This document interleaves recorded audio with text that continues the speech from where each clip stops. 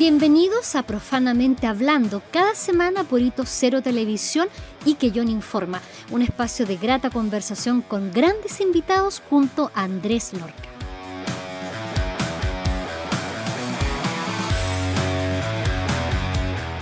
Hola amigos, ¿cómo están? Un gusto saludarlos, Andrés Lorca por acá.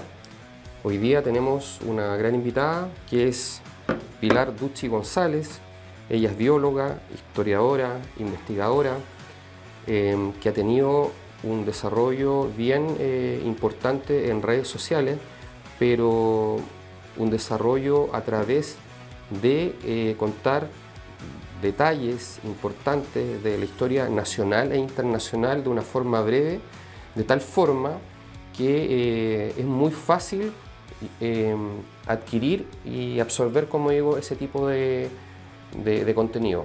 Así que, como les digo, muy interesante esta entrevista que tenemos con Pilar Ducci y vamos a partir hablando de un tema que es muy poco conocido para muchos, que dice relación con el circo. Ella es una investigadora, profesora, como le digo, bióloga, autora de distintos libros, pero ha trabajado mucho a través de lo que es el fenómeno del circo. Así que vamos a partir, como digo, conversando sobre justamente eso, Pilar, que nos vayas comentando estos antecedentes y también por qué nació tu interés sobre el fenómeno, como digo, circense. Bueno, tú me estás preguntando por el circo, y el circo es, sí. claro, y a mucha gente le llama la atención el circo y le llama la atención que a mí me interese tanto el circo. Y te voy a hacer así como un comentario como para partir. El circo es una cosa realmente grandiosa que nosotros tenemos acá en Chile. Tenemos un circo que es tradicional, que es familiar, con los saberes y el oficio de circo que se transmite de generación en generación y es altamente valorado a nivel internacional. Te lo comento porque esto al chileno le llama la atención. Te fijas, como somos medio chauvinistas, cuando vemos además que en Mónaco, por ejemplo, en Italia, en Estados Unidos, la gente se sobrecoge y se impresiona con algo propio, ahí como que recién empezamos a decir, oh, parece que en realidad vale la pena. Y el circo de verdad que está internacionalmente muy bien valorado, el circo chileno.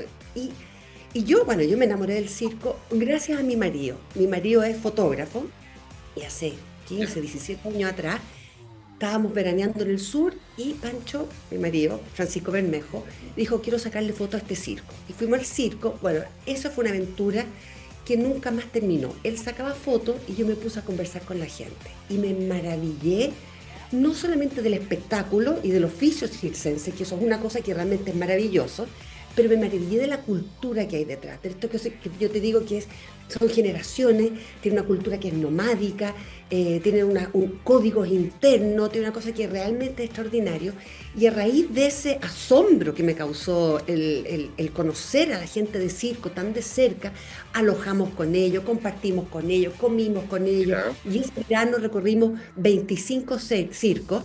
Nos dimos cuenta que están todos emparentados, nos decían, oye, sí, pero vayan a tal parte, y ahí está mi primo, allá está mi compadre, allá está mi comadre. Entonces nos fuimos paseando de circo en circo, entonces fue como la tournée de los circos, digo yo, ese verano. Y cuando volví a Santiago dije, yo quiero saber más. Y empecé a averiguar y no había nada, pero Andrés, nada escrito sobre el circo. Entonces empecé a indagar y me empecé a ir a los archivos, al archivo de la Biblioteca Nacional, al Archivo Nacional, a buscar patentes antiguas, a buscar afiches antiguos, a buscar recortes de diario antiguos. Y fue un trabajo bien de hormiguita, que junto con el trabajo de campo, o sea, con las entrevistas a las personas y lo que iba recopilando de información como dura, se pudo reconstruir este primer esbozo. Y esto fue en el 2011, o sea, ya son... Claro, sus buenos años, sí. Claro, de lo que es el circo, la historia del circo, que nos damos cuenta que es muy antigua, que ya habían artistas circenses acá en Chile en tiempos de la colonia. El año 1827 llega a Valparaíso el primer circo internacional, el circo de Nathaniel Bogardus. Nathaniel Bogardus es un norteamericano, trae caballos, termina trayendo elefantes, monos, etc. El primer elefante que llega a Chile llega de la mano de Bogardus. Y Bogardus instaura en Chile el concepto del circo moderno. Y el circo moderno es una pista circular donde hay funciones de acrobacias ecuestres mezclados con las tradicionales presentaciones de circos payasescas, de acrobacias, de malabares.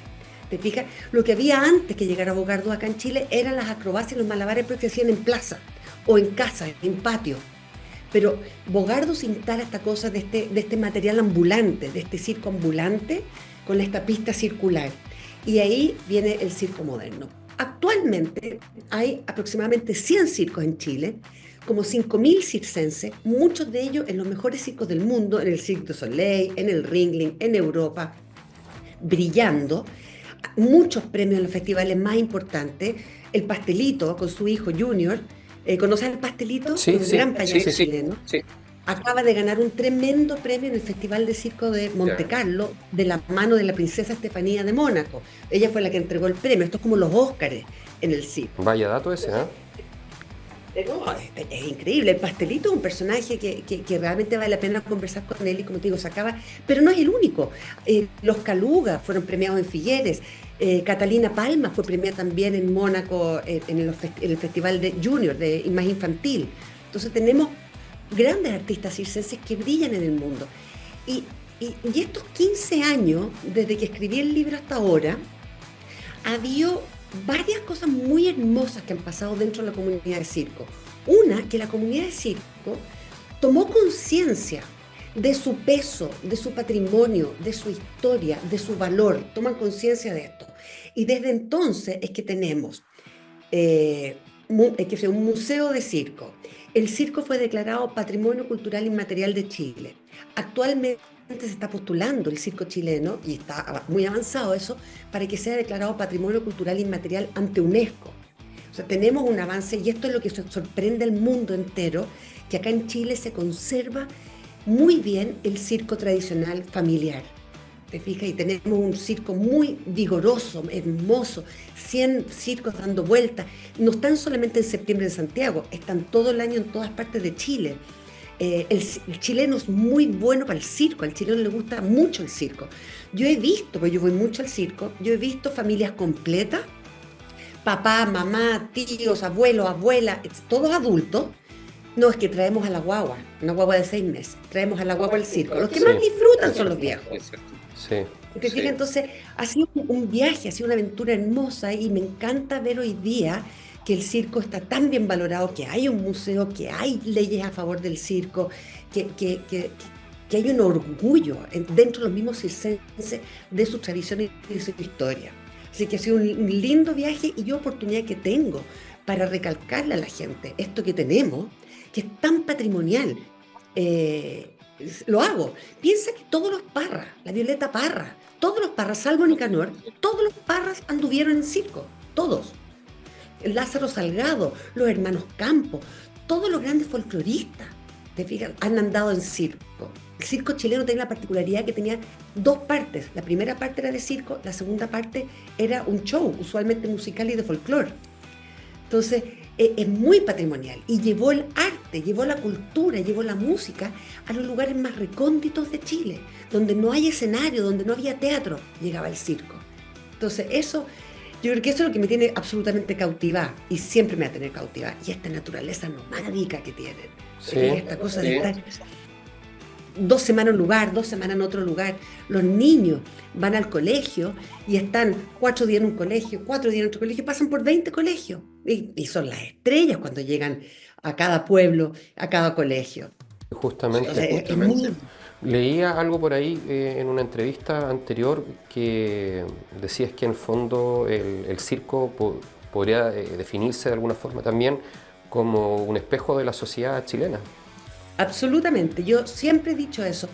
El circo, dentro del circo cabe todo.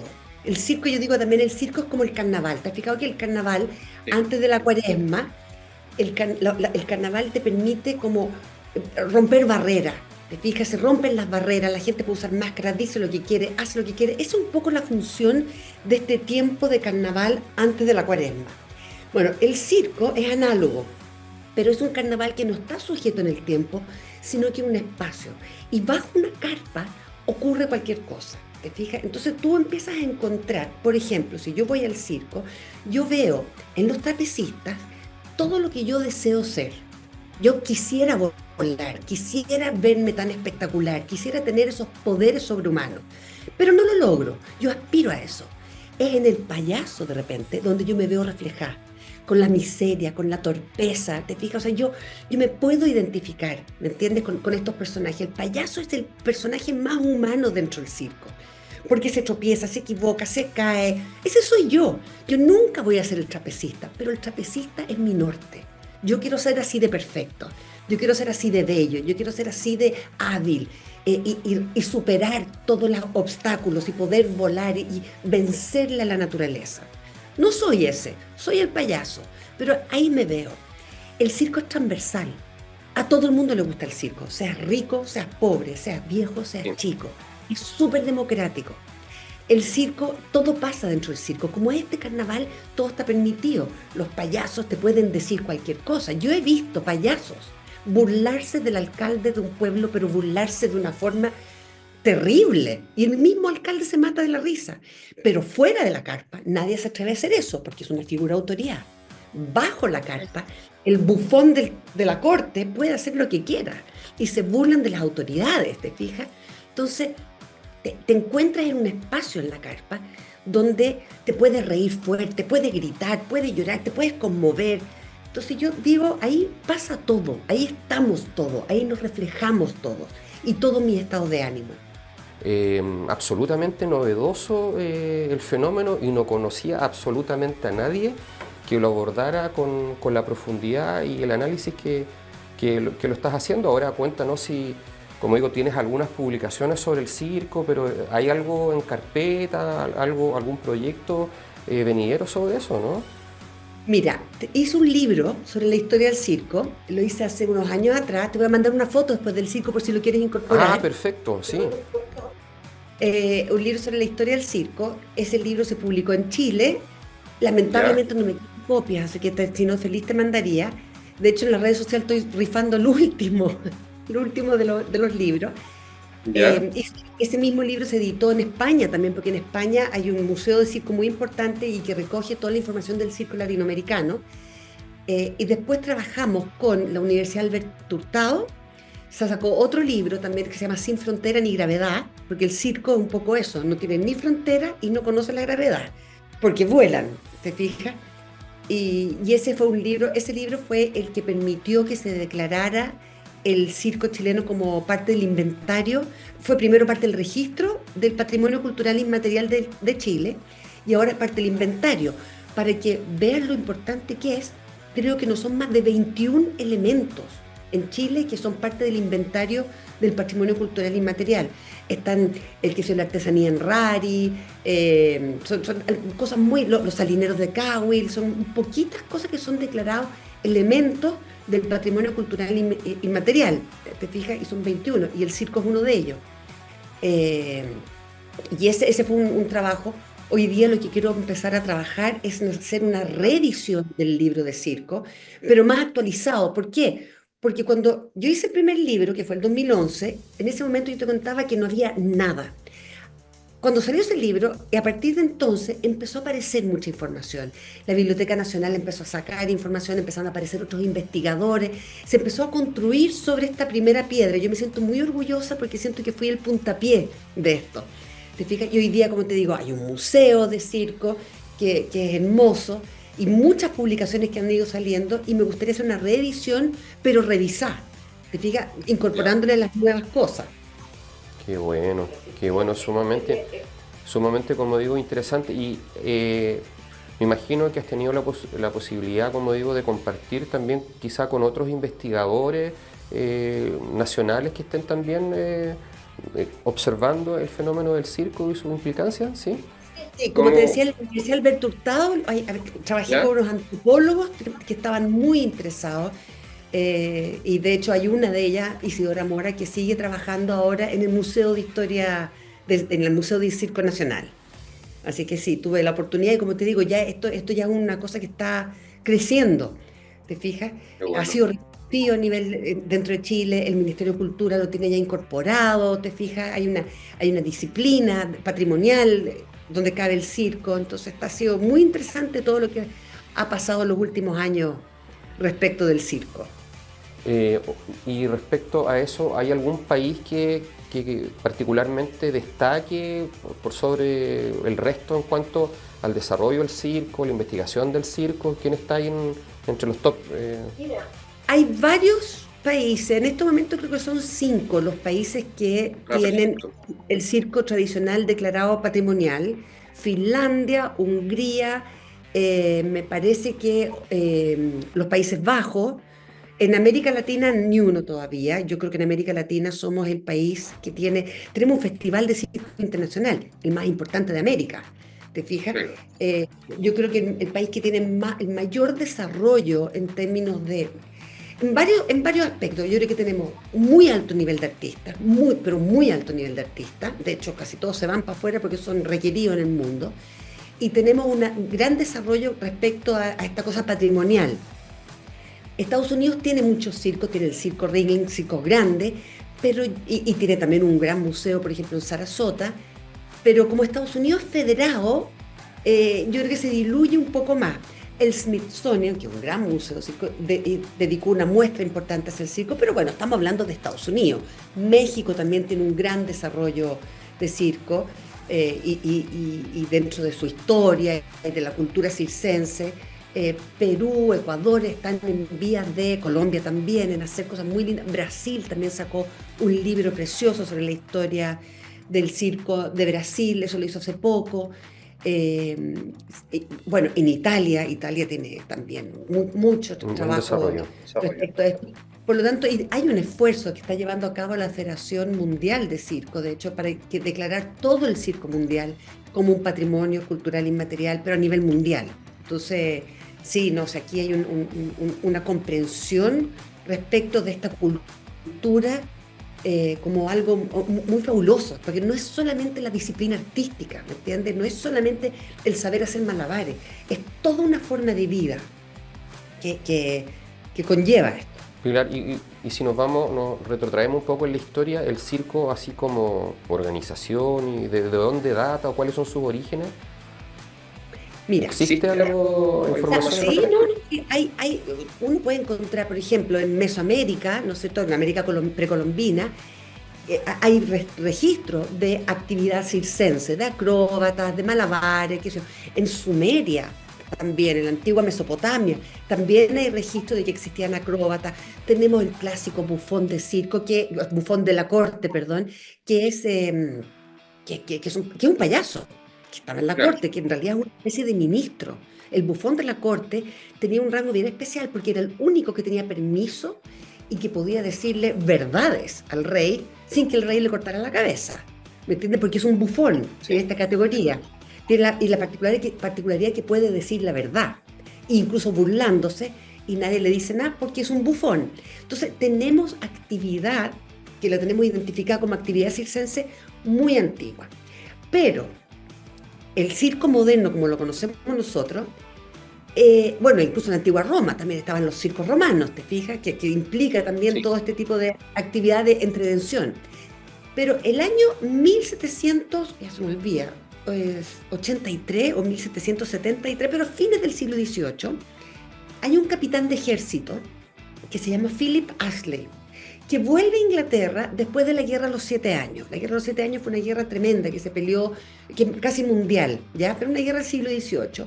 Vuelve a Inglaterra después de la Guerra de los 7 Años y como siempre pasa después de las guerras, los militares están un poco sin trabajo. Llevan 7 años de guerra, peleando una guerra, se les acaba la guerra y están en esta posición un poco que no saben mucho qué hacer. Y Philip Astley está en Londres sin saber qué hacer, es un gran equitador, y se le ocurre aplicar lo que él sabe hacer, que es la equitación, junto con lo que él veía en las calles, que eran estas actividades circenses, de payaso en la calle, estas cosas como de calle, tenía estas troupes que se le llaman, estas familias, que tenían un animal entrenado, que hacían acrobacia y que tenían un payaso. Entonces él dice, bueno, ¿qué pasa si yo integro mi espectáculo ecuestre, que era un gran equitador, con estos espectáculos de calle? Y la pista de circo es circular porque los caballos necesitan 13 metros de diámetro en esta pista circular, porque al galope con este diámetro no bota al acróbata. Hay un acróbata que está arriba del caballo y por la fuerza centrípeta no se cae el acróbata cuando el diámetro es de 13 metros. ¿Te fijas? Entonces, Sí, él muy interesante. integra, es súper interesante, entonces él Sí, integra este espectáculo de acrobacia ecuestre intercalado con payasos, con malabares, y eso, eventualmente con trapecio. Y ahí se inventa el circo, que son esta serie de números que van uno primero y con un presentador, que era el mismo, ¿no es cierto?, que va presentando, y ahora tenemos a los trapecistas, y ahora, damas y caballeros, viene el payaso. ¿Te fijas? Todos esos números que los hila un señor Corales, como los conocemos nosotros, o un maestro de pista. ¿Te fijas? Y si tú te pones a pensar, el show de Sábado Gigante era un poco lo mismo. O sea, Don Francisco hace las veces de maestro de pista y va presentando números aislados Ah, sí, y no lo entre había medio... visto así, ¿ah? ¿Ah? No lo había visto así, pero ahora Y, sí y lo va- estoy viendo así. claro, y tienen números aislados y entre medio payasos, como Mandolino y la Cuatro Dientes. ¿Te fijas? Exacto, sí. Entonces, y es básicamente eso. Y Philip Astley hacía esa función. Y él es el que inventa el circo moderno. La carpa se inventa después. Inicialmente el circo era una estructura de madera con esta pista con acerrín. La carpa después se inventa en Estados Unidos, el concepto de la carpa. Pero la itinerancia es propia de los circos, porque tienen que presentarse de un lado a otro. ¿Te fijas? Entonces ellos son un teatro ambulante, son una empresa ambulante. ¿Te fijas? Son dueños de todo su material ambulante. Ellos son dueños de sus camiones, de sus carretas, de sus generadores, de sus carpas, de todo, de sus casas rodantes. Es una empresa ambulante. Justamente. Mira qué interesante, Pilar. Pilar, ahora te quiero llevar un tema totalmente diferente, pero que para nosotros nos va a generar, como digo, mucha curiosidad y mucho interés, porque como conversamos delante, en tu cuenta, una cuenta de Instagram que tienes que es bastante interesante, que se las recomiendo, amigos, que la puedan seguir. Después les vamos a dar los datos para que sigan a Pilar, sobre Chiloé. Y un punto que me llamó la atención y que creo yo también que es muy poco conocido, es que nos comentes algunas cosas sobre el tema de la presencia de piratas en Chiloé, sobre todo la historia de Ñancupel. ¿Lo dije bien? ¿Está bien? Sí, que la pude ver en tu cuenta. A mí me corrigieron, parece que es Ñancupel. Ñancupel. Ñancupel, ya. Ñancupel, Perfecto. ya. Pero me corrigieron, con tilde en la U, me dijeron. Ah, perfecto. Si nos puedes contar la historia, vi que lo hiciste en Instagram, pero sería interesante si lo podemos compartir con nuestros amigos que siguen el programa. Bueno, mira, te voy a contar. Voy a ir un poquito más atrás. Aquí es cuando mi hijo me reta porque me pedía que lo llevara con clases de historia y yo me iba atrás y me dice, mamá, no, solamente esto. Entonces yo le digo, pero déjame darte contexto. Así que Exacto, perfecto, sí. tenme paciencia, te voy a dar un poquito de contexto. Sí, Lo que claro. pasa es que, mira, Perú, ¿no es cierto? Y el virreinato del Perú era muy rico, ¿no es cierto? Entonces tenían mucha plata, mucho oro, y esa plata y ese oro partía de vuelta a España en galeones, en barcos. Y esos barcos podían, de repente, venían desde Filipinas, por ejemplo, desde China, desde India, cargados de especias, de seda y después de oro y de plata, y pasaban por el Callao, por el estrecho Magallanes y hacia Europa. Por supuesto que los ingleses, que no tenían acceso a estas riquezas, vieron que podían hacerlo de otra manera, que era robando estos barcos y estos galeones. Entonces, el virreinato del Perú encuentra, y esto es una política de la corona, que es sumamente importante la conquista de Chile, aunque Chile no tuviera oro y riquezas y especies. De hecho, después nosotros fuimos declarados no solamente Capitanía General, sino que Reino de Chile. Chile era muy importante por su posición estratégica. ¿Por qué? Por los piratas. Porque el estrecho Magallanes y el alta mar y qué sé yo, los galeones españoles cargados de esta riqueza eran un blanco fácil para los piratas. Por lo tanto, la corona española dedica muchísimo esfuerzo para tratar de controlar las costas de Chile, porque por ahí podían esconderse los piratas. Y le resultó más o menos nomás. De hecho, nunca pudieron traspasar el Biobío. La guerra del Arauco tiene que ver un poco con eso, con tratar de controlar hacia el sur, ¿te fijas? Más que nada para evitar la pasada de los piratas, los piratas eran holandeses en su mayoría e ingleses. Y por supuesto que tenemos los grandes piratas ingleses como Francis Drake, ¿te fijas? Que Francis Drake pasó por el estrecho Magallanes, fue el primer inglés en circunnavegar la tierra, ¿te fijas? y era un gran pirata, un gran navegante. Entonces, dicho esto, si esta estrategia, la corona, era tan importante, es porque las costas de Chile también eran muy atractivas, sobre todo por los fiordos y por las islas, donde se puede meter cualquier barco, fondearse, esconderse, pasar una temporada, esconderse una tormenta y que no los pillen. ¿Te fijas? Y en ese sentido, Chiloé es perfecto, porque por supuesto el Golfo de Penas o el Corcovado pueden ser muy bravos, pero los canales de Chiloé están perfectos, ¿me entiendes? No es fácil esconderse ahí. Entonces vamos a encontrar que en todas estas islas de la costa de Chile, la isla Mocha más al norte, ¿no es cierto?, van a ser guaridas perfectas para los piratas. Y yo siempre digo, la leyenda del Caleuche es la leyenda de un barco fantasma, ¿ya? Es una leyenda que es mundial. Existen barcos fantasma en Irlanda, en Groenlandia, en Japón. Está el famoso holandés errante, que es un barco holandés, el holandés errante que aparece en la película esta de los Piratas del Caribe, de estos barcos fantasmas. Es mundial y yo creo que es parte del folclore de piratas. ¿Me entiendes? El folclore de piratas lo lleva por todas partes del mundo. Y por supuesto que Chiloé era la guarida perfecta. Entonces está lleno de leyendas y lleno de historias y posibilidades de que los piratas hayan pasado por Chiloé. ¿Me entiendes? No es que porque les interesara Chiloé, porque no creo que haya habido gran oro ni grandes iglesias. Las iglesias son muy hermosas, pero no se caracterizaban por tener oro y plata, como por ejemplo la iglesia en Panamá, ¿me entiendes? Pero sí para esconderse o incluso para robar los almacenes, porque van a necesitar agua fresca, van a necesitar alimentos, te fijas, ese tipo de cosas. Entonces, y de ahí pasaban hasta Valparaíso, que es la primera parada importante, y ahí saqueaban Valparaíso, ¿no es cierto? Y después continuaban al Callao, saqueaban, no, perdón, me estoy saltando La Serena y Coquimbo, que también lo saqueaban. Después el Callao lo saqueaban, llegaban a Panamá, lo saqueaban, ¿te fijas? Entonces, claro, vamos a tener en todos estos lugares donde hay fiordos, siempre van a haber historias maravillosas de piratas. Sí, justamente. Sí, como digo, es una historia que a veces son poco conocidas y como digo, está Ñancúpel, así, ¿sí? Claro, ya. Sí, como digo, una persona que fue, como digo, existen historias de que tuvo, como digo, presencia acá en Chiloé, que lo tomaron en Melinca, que lo juzgaron en Ancud, que luego lo fusilaron ahí. Exactamente. Sí. Lo ahorcaron, lo fusilaron. Y bueno, Ñancúpel se supone que era de Chonchi y hay harto registro, pero el registro que hay de Ñancúpel está, o sea, él existió y los registros que hay son del juicio de él que está en Ancud. Entonces se sabe todo esto que ocurre. Ñancúpel, de hecho, nació en Chonchi, se fue a trabajar a Quillón, se casó en Quillón también, vivió ahí y nadie sabe qué fue lo que pasó, que de repente se convirtió en pirata. Y pirata, se entiende por pirata como este delincuente, pero es un delincuente que anda en los canales, en barcos, ¿te fijas? Entonces, y lo que hacía era atacar otras embarcaciones y robar las embarcaciones. Entonces es un cuento de pirata porque no está robándole a la gente en tierra, le roba embarcaciones y roba las vacas que podrían haber llevado las embarcaciones, porque tampoco no están robando galeones españoles, ¿me entiendes? No están robando oro, sino que es una cosa mucho más local, ¿te fijas? Pero hacía piratería, ¿te fijas?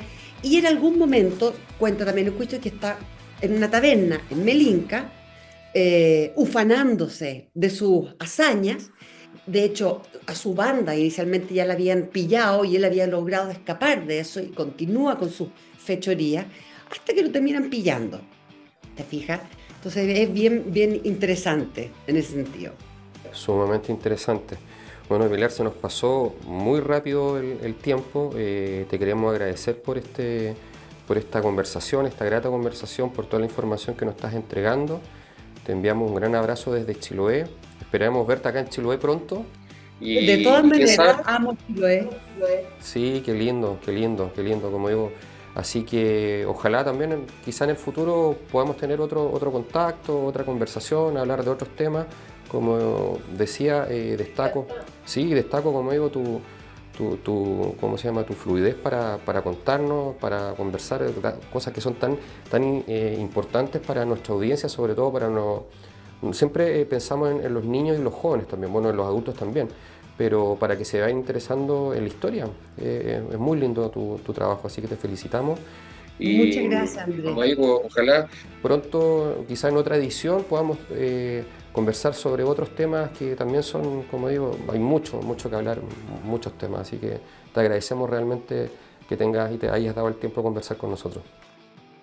Yo les agradezco mucho, agradezco el interés y la verdad es que encantada, me encanta poder aportar un granito de arena también, que conozcamos nuestra historia, que nuestra historia es maravillosa. Tengo mis pequeños reels en Instagram ahí donde cuento distintas anécdotas de nuestra historia de Chile. Tenemos una historia que realmente debería enorgullecernos a todos nosotros. Así que muchas felicidades, síganme en el Instagram. Sí, vamos a dejar los datos para que te sigan. Muchas gracias, Pilar. Gracias a ti, Andrea, un gusto. Bueno, amigos, agradecemos a Pilar Ducci, historiadora, bióloga, conferencista, profesora universitaria, por acompañarnos en este cuarto episodio de Profanamente Hablando a través de Isto Cero Televisión y que John Informa. Así que espero lo puedan disfrutar, compartir y la próxima semana, por supuesto, siempre los días viernes a las 20 horas, a través de esta señal vamos a tener un nuevo invitado interesante. Así que les enviamos nuestro saludo, un abrazo, que estén muy bien. Hacemos un alto en la conversación. Esto fue Profanamente Hablando. Nos encontramos la próxima semana en otro episodio para hablar en compañía de otro interesante invitado.